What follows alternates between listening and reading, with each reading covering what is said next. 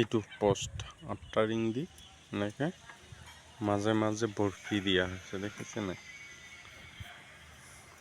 8টা থাকিব আৰামত, তেতিয়া 2খন শ্বট দিব পাৰিম। মানে চব পোষ্টত নাই দিয়া, মই এই মাজৰ কেইটাতহে দিছোঁ। কিন্তু মানে পিছফালেও বাঢ়িলে এইকেইটা মেইন মাজত পৰিবতো, চাৰিওফালৰ পৰা লডটো পৰিব যে, সেইকাৰণে এইটো 8টা দিয়া হৈছে। আৰু ইফালৰ কেইটা 3 শ্বুটাৰে দিয়া হৈছে। এইটো লেংটো অলপ কম আছে, ইটো লেং অলপ বেছি আছে কাৰণে 4 শ্বুটাৰ দিয়া হৈছে। আৰু বাকী ওপৰবোৰো ইটো ছাইডত 3টা দিয়া হৈছে,